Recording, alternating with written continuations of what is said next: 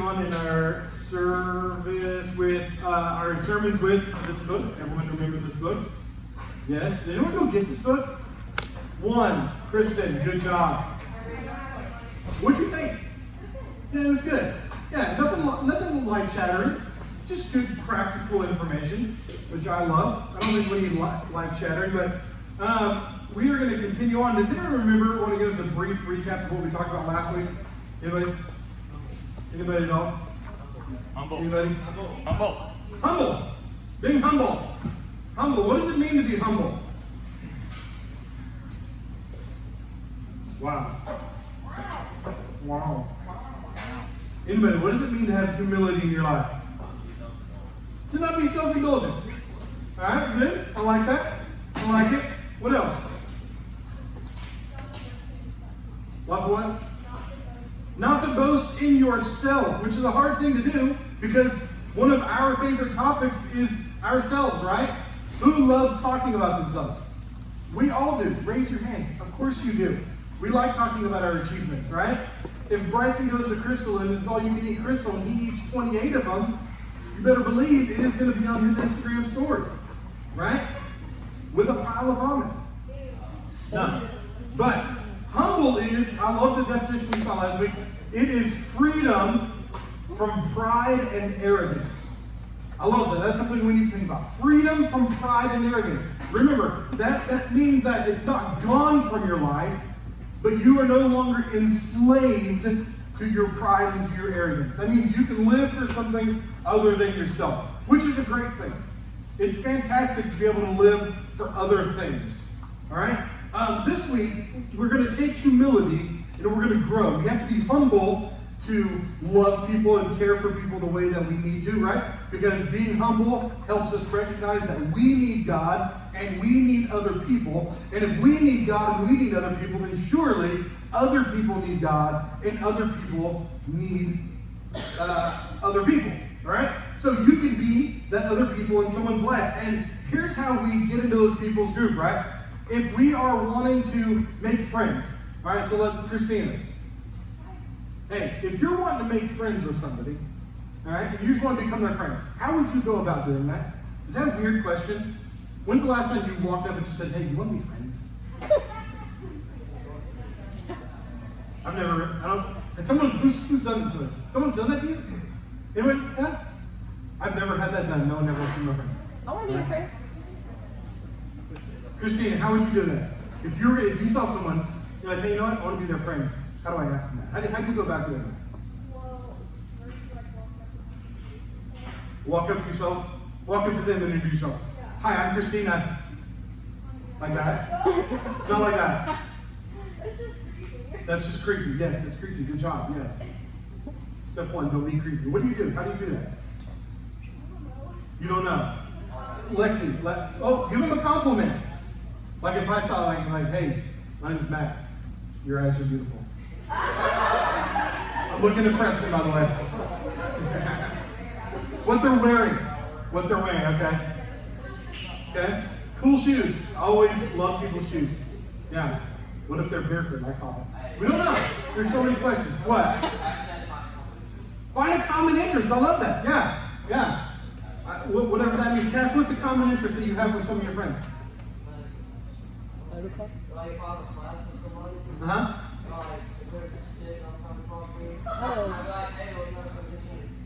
What kind of... Here's what Cash said. This is Cash's words, not mine. If there was some chick I wanted to talk to, I would ask her what kind of conditioner she uses. If they could have that common interest. Cash has beautiful hair. That is genius. Yes. Yeah. All right. So, if you see someone at school, you're like, hey, you come here often? Something like that. You never know. All right. I remember I had one girlfriend before Dana. Yep, I had one. I know, I'm the sinner. Should have waited for Dana. But there was a girl that I saw an interest in. When I first saw her, I didn't like her at all. Like, just a horrible human being. I did not like her. But over time, the Lord showed me, hey, there's something about this, as Cash would say, this chick. Right? Right, Cash? What? A female, yes, a woman, girl, ladies. Chick, or I guess, yeah, that works, yeah. Is that offensive to ladies? I don't even know. No. You think it's cool? Okay. Maisie, is that offensive? No, okay. So, there was this girl, right? And I was like, hey, I like this girl. There's something about her. I'm going to pursue her because we're going to be talking about pursuit tonight. So here's how I pursued her. All right? We don't really use that term anymore unless you're a creeper. Right? I'm going to pursue you in my van with no windows. Don't do that. All right? That's a whole different kind of pursuit. But I pursued this girl. Here's how. We both like playing games and hanging out with her church people. So I was like, hey, why don't you come to a game night? I'll get to know you. Common interest, right, Cash? Exactly. All right. So we have this common interest, and we get done, and I walk her out to her car, and it's February in North Carolina, and I don't know how to dress for cold because I'm from the desert. So I'm wearing shorts, flip-flops. It's like 31 degrees outside. All right. So I'm standing out there, and for 2 hours, I do my best to try to get to know this girl more and more. 2 hours. Invested 2 hours. Yeah. Freezing. I didn't feel my feet for like 3 days. So finally, at the end of it, I'm like shivering cold, and I say, I guess you better get home now. And my voice is cracking because I'm nervous. And I say, hey, would you like to go on a date with me? And she said, yeah, sure. And then 10 months later, we were married, right? I pursued Dana 10 months. We got married in 10 months, Kaylee. Isn't that awesome? You like it? Yeah. I pursued Dana. I wanted to get to know her. I was willing to be cold for 2 hours in the North Carolina winter in February with shorts, t-shirt, flip-flops on, standing out by her car because she was worth pursuing and chasing after. Right? And then here's what happens, right? Soon after we start dating, she has her wisdom teeth pulled, right? And she gets dry sockets and gets sick. So that's like the first month of when we're dating. And then after that, right? So I take care of her during this time. She tries to break up with me. Hey. Yeah. Tries to break up with me, brings me out as I go to her house, right? She says, I really need to talk to you. I said, okay, let's talk. And her mom goes out of the room. I was like, okay, this is serious. So she goes, hey, I just got out of a serious relationship, and this is all really fast. Can we just go back to being friends? And I said, for real, you can ask her later, we weren't friends before. If I leave, I'm never coming back. And she said, well, let's talk about this. And we didn't break up. And then, so that was, we started dating March 15th, got engaged August 1st, and married January 5th. Because I would do anything to have her be my wife. I pursued her with everything, even to the point where I was like, you are it or there is nothing. There is no in between for me. And it worked out really well. Does that work every time? No. Right? But if something is worth pursuing, then pursue it with everything that you have. Dana was absolutely worth it to put everything on the line. In pneumonia, in dry sockets, in an almost breakup, in everything. It was worth it to pursue her. Listen to this quote. God takes the initiative and moves towards us. We take the initiative and move towards others. This is simple teaching with endless application. If you don't hear anything else the rest of the night, here's what I want you to hear. God moved toward you. You need to move toward others. Don't wait for people to come to you. You go find others. If you have your Bibles, go to Ezekiel chapter 34. We're going to do a little Old Testament and New Testament, right? But Ezekiel chapter 34, this is right in the center of Ezekiel prophesying over the land. And Ezekiel's one of those guys, he does not pull punches. He is all in. He is gung-ho. He's going to tell the people as it is. No soft, no nothing. He is just, here it is. Take it or leave it. And we get to verse 11, and here's what it says when it talks about God. For thus says the Lord God, behold, I myself will search for my sheep and will seek them out. As a shepherd seeks out his flock when he is among his sheep that have been scattered, so I will seek out my sheep and I will rescue them from all places where they have been scattered on a day of clouds and thick darkness. Now this passage is a response to the beginning of chapter 34, which talks about all of these false prophets and all of these lazy priests who have taken over the temple, the tabernacle, and have made it something that it is not. They're living off, these priests are living off the meat that is brought in, the offerings that are brought in, the gold that's brought in, and the people are literally starving to death spiritually, while the priests get fat physically. They're taking all the splendor that comes in, all of the offering that comes in, and they're gobbling it up. This is what it says, right?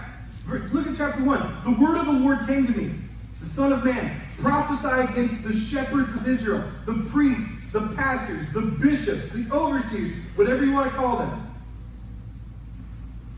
Thus says the Lord God, ah, shepherds of Israel who have been feeding yourselves. Pretty much God is saying, you shepherds, you fat, lazy shepherds. That's what it says.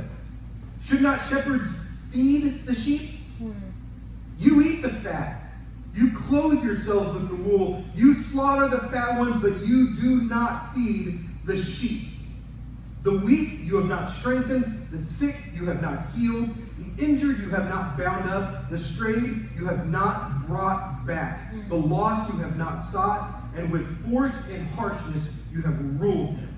So they scattered, because there was no shepherd, and they became food for all of the wild beasts. God says, because you've done this, I'm going to go find it. I gave you a job. You didn't do it.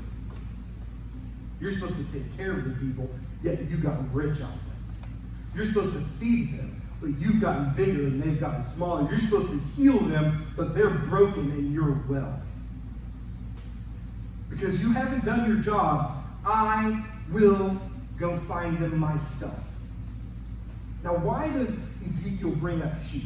That's context, right? Everyone would know about the system, and everyone would know about sheep because sheep was currency, sheep was a way of life in that farming area. Everyone would know about sheep. But also, when you think about sheep, right? We are Christians, believers, followers of God at this time. We're known as God's sheep. We are the sheep. He is the shepherd, right?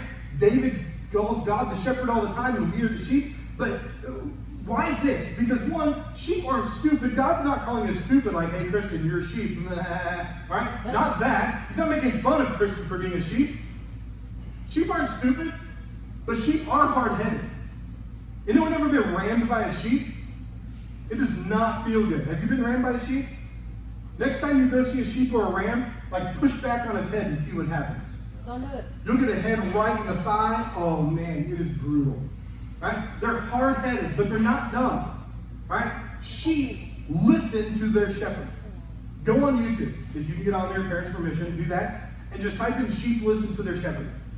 There's great videos of people yelling at sheep and yelling at sheep and yelling at sheep. And then finally one guy gets up who owns a sheep and says, hey sheep, and they all turn around, look at him, and they all start walking towards him. Because they know his voice. Right? Sheep love company. Don't we love to be in company? We love to be around people. We love to be in communion with other people. No one loves sitting by themselves. I don't care how introverted you are. At least you want to be together while being introverted. Right? You want to sit in silence just in a group. Right? Sheep love company. We like company. Sheep protect each other.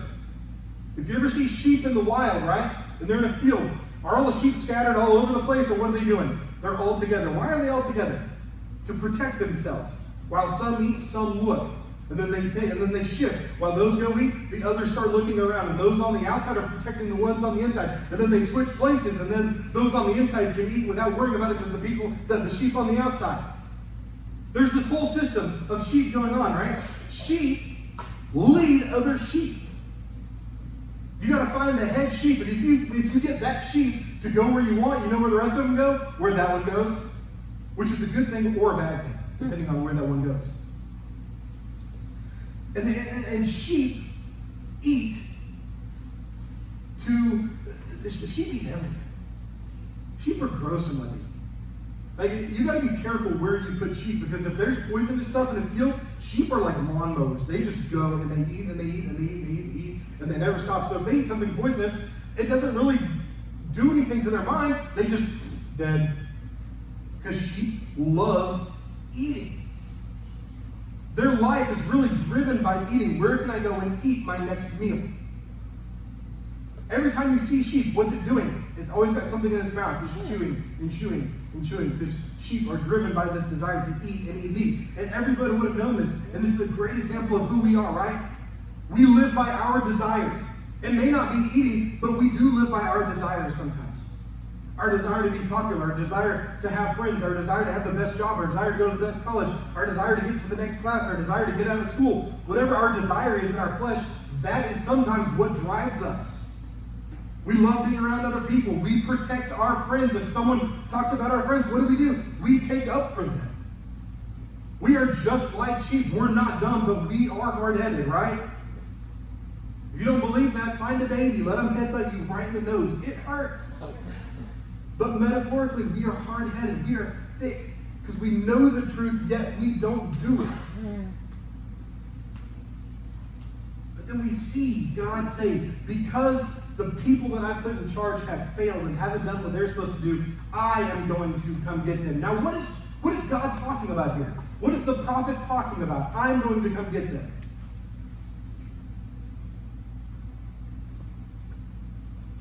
Someone give me the basic Sunday school answer. There we go. Jesus, yeah.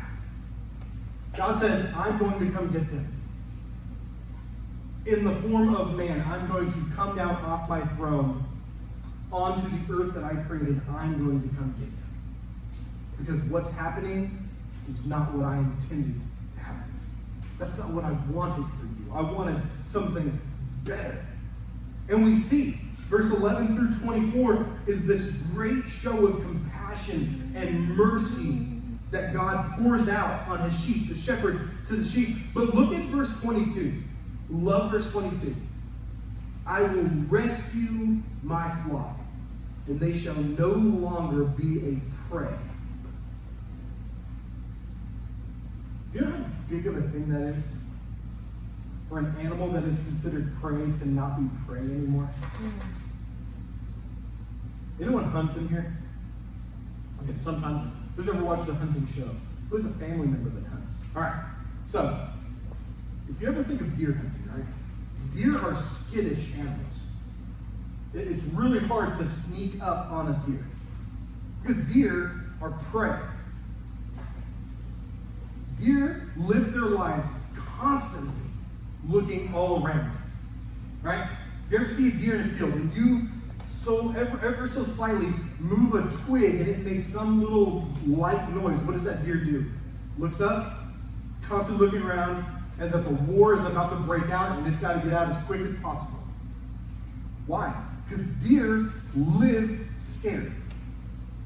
Deer are prey to bigger animals, and the bigger animal generally is man. Deer are constantly on the lookout for something that is ready to take it. And God says, this is how sheep are, and I'm going to come rescue them, and they no longer have to live in fear of being destroyed. This is what we would call, in our church context, living a victorious life. We no longer have to live in fear. We no longer have to worry every day. I'm going to go to school, and I'm going to be destroyed for my thinking, or destroyed for the way that I live my life, or destroyed for the way that I think about things. Because now the world has no power over us. We do not have to fear anything on this earth. We are no longer prey for the enemy. We are free of fear. Does that mean our fear goes away? No. But that means we don't have to live by it. We are free to live separate from that. And when we think of Christ coming to this earth, to what extent is he willing to search? How far is Jesus willing to go to search out something?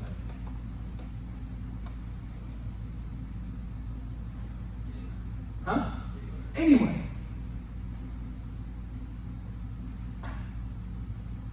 How far? How far is Jesus willing to go?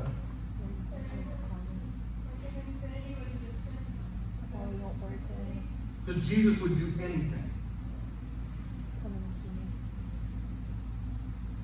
It's this amazing thing when we start thinking about it. That Jesus came here to a world that thought he was the enemy and was willing to die for all of these sheep who didn't care at the time.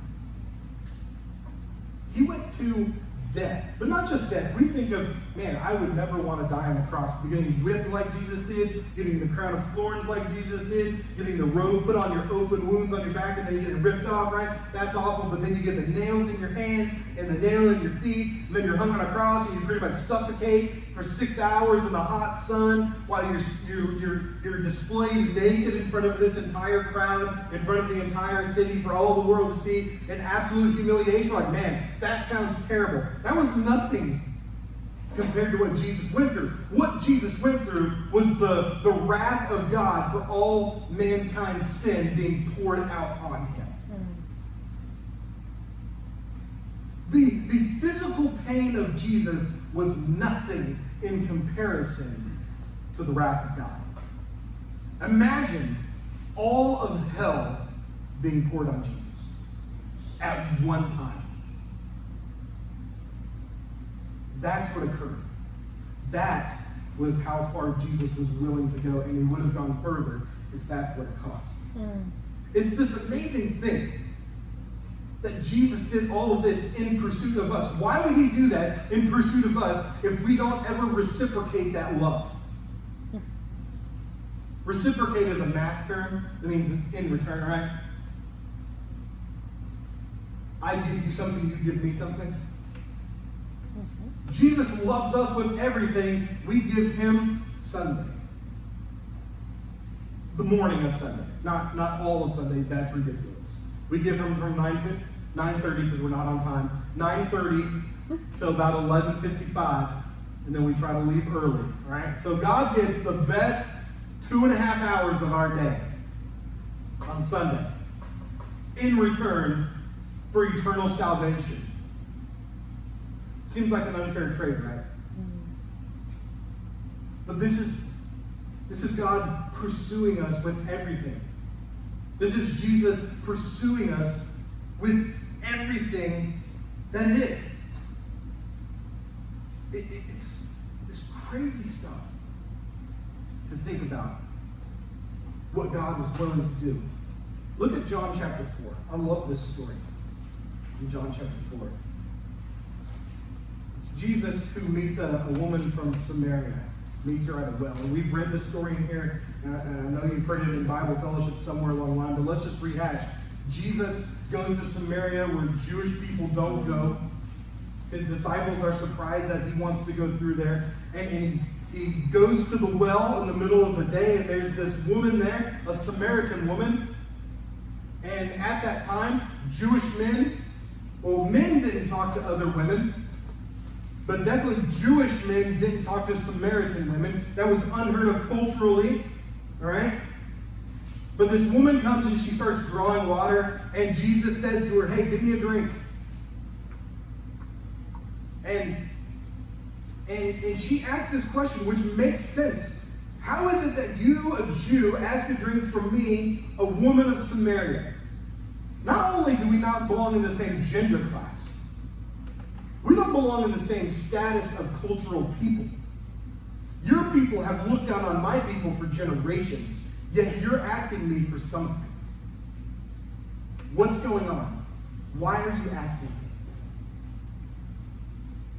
Jesus answered her, if you knew the gift of God and who is that it's saying to you, give me a drink, you would have asked him and he would have given you the living water. And the woman said, sir, I have nothing to draw. Oh, you have nothing to draw with. And the well is deep. Where do you get that living water?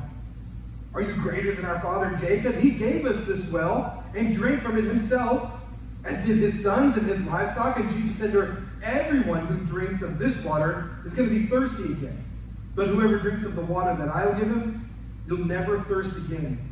The water I give him will become in him a spring of water welling up with eternal life. And the woman is thinking, this is great. I would love to never come draw water out of this well again. Give me some of that water. I don't have to be thirsty, and I don't have to come here and draw water in the middle of the day. Here's what Jesus says. Verse 16, Jesus said to her, hey, go call your husband to come here. And the woman answered him, I have no husband. And Jesus said, that's right, because you're nasty and gross. Is that what your version said? The woman answered, I have no husband. And Jesus said, that's right, because you're a dirty woman who can't keep her hands on one man.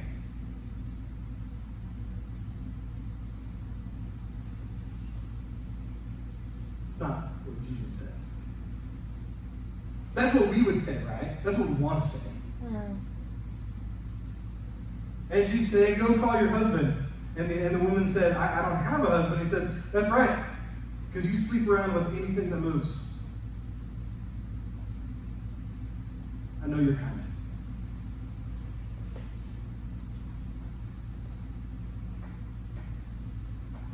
Jesus had all right to say that to her, because that's exactly who she was.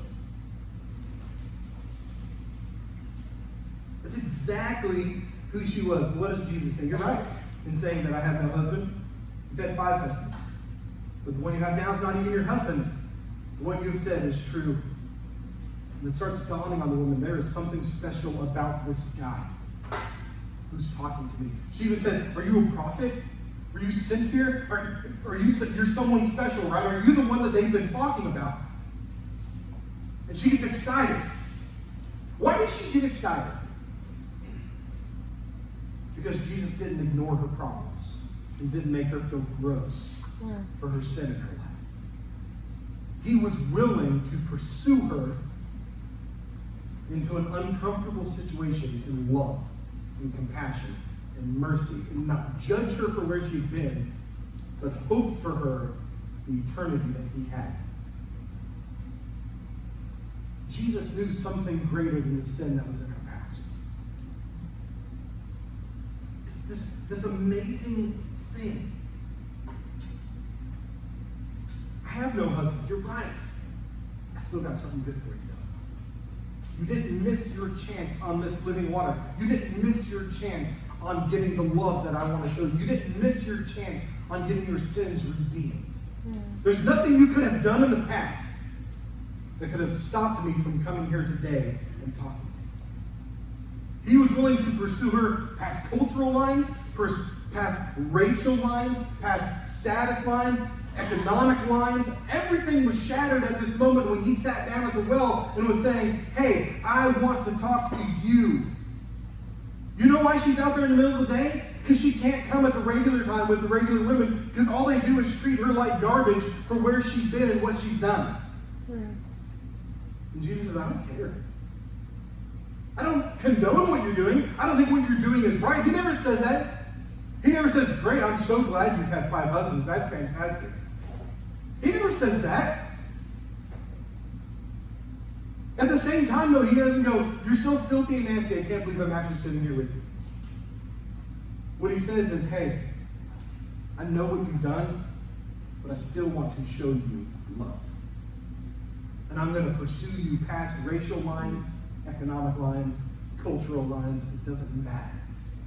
Because I have something better than what's being offered here.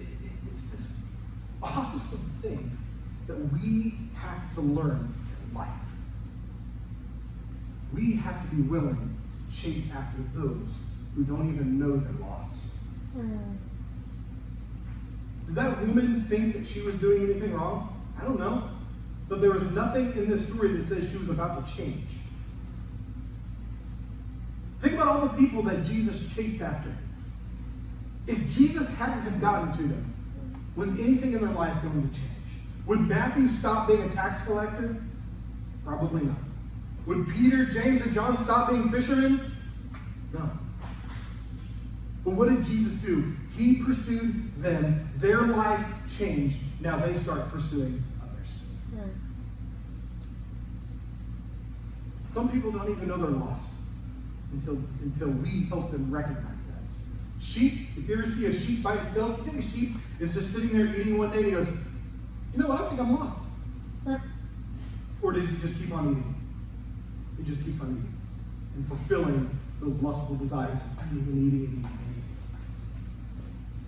Some people don't know they're lost, and it's unexplainable, right? I was reading a story today of a girl who was 18 years old, and she was about to go to college, and found out when she was born in the hospital, she was stolen from that hospital, and she never knew it. So what had happened was, a mom or a woman had gone there, took her out of the hospital, and raised her as her own and her boyfriend. And that boyfriend, she told the boyfriend, hey, while you were away, I don't know what he was doing, but while you were away, I had a baby, it's our baby, we're going to raise it, everything's good. They raised this girl from birth until she was 18 years old, and this girl finally found out that this was not her real parents. This girl never knew she didn't really belong to these two people. And this is how lost people live all the time. They have no idea they are under the authority of someone who's not their parent. It's a sad situation. Was it a transition for this girl to figure out, wait, these people who said that they've cared for me aren't my parents? Yeah. But if you know someone who's gotten saved and they go, oh my gosh, I've been living this way for so long. How did I not know this? Because you never knew any different. That's who you thought you were. But that's not what Christ has for us. When we pursue that, we're chasing after people with everything. And sometimes you can't see it. Sometimes you have to listen. If you think of a sheep, do sheep always get lost in the middle of the field where you can see them a mile away? No.